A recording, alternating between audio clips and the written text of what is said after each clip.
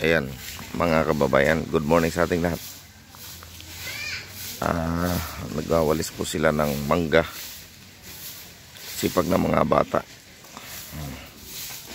Napakasipag nilang nagwawalis ng dahong mangga. Dahil itong mangga nagpapalit ng dahon, nagpapanibago ng dahon ngayon ng mangga, kaya eto ang nangyayari.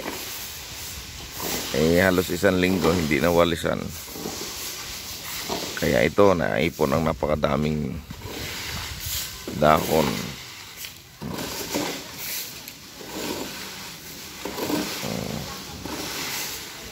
Kaya medyo mausok kasi umulan kahapon. Kaya nawa po ang dahon na yan ay magiging 1,500.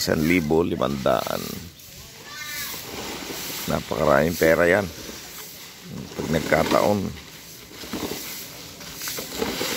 Yan, napakasipag ng mga kabataan. Kaya lang mahirap din magiging pera yan, magkakagulo ang mga tao magagawa-gawan yan. Saka kung ang mga dahon na yan ay magiging pera, ay magiging tamad ng tao. Kaya hindi rin mangyayari yun.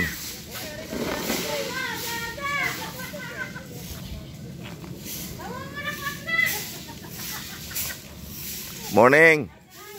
Hindi na ako pumasok. Nagpunta pa kayo dito. Namimiss ka namin eh. Ano ba lang? Namimiss mo ka ni Peta? Hindi. Nakakapuisit ka. Nagalaan ka naman.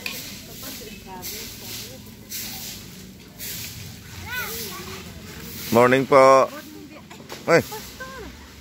Si ate pala. Kumusta? Kumusta kayo? Nakikilala ko ba ako? Oo naman.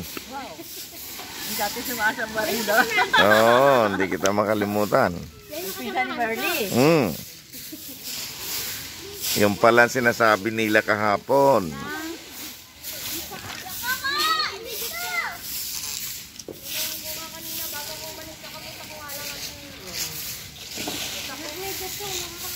Ayan.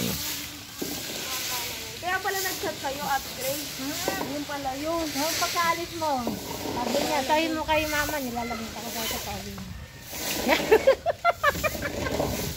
Pastor, saan kayo pupunta? Wala. Lakad-lakad. Exercise. Exercise. Namimiss mo talaga ako. Talaga yan. Ganun ba yan? Sipag ng mga batang ito. Sipag to. Nang usok.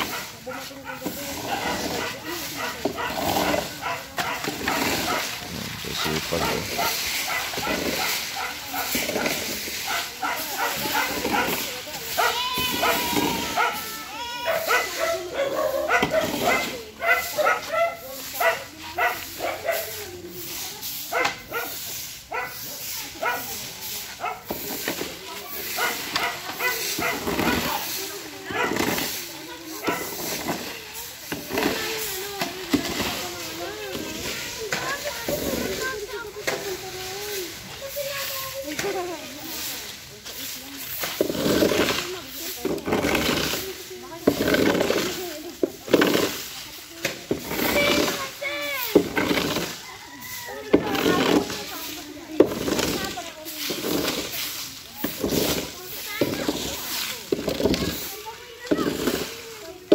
Sipag ng mga kabataan ito.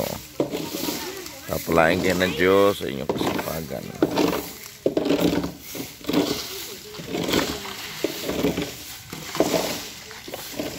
Ito, napagod na, nalalata na. Ito ang pinaka-mother leader nila. Wala nang bunga itong ano. Wala na, puro dahon na yan.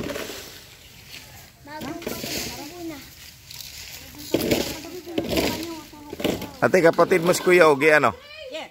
Oh, sabi ko na nga, be. Bye-bye, God bless. Kita ko ng bagong open na tahian. Ah. Yan ang aming manager. Pwede lang. Bye-bye po.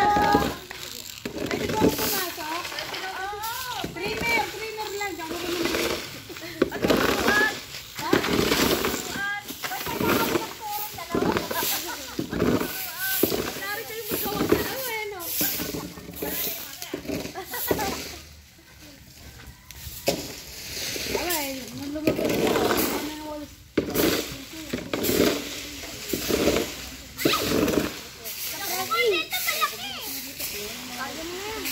Sipag nila, mga kapatid. Kaya ang lakas ng usok. Sabi ko kay Justin eh, kung kayo magdadamo, kayo nandito nagpunta eh, magdadamo pala kayo doon. Ito pala pwede pandamo eh. Kapangalan.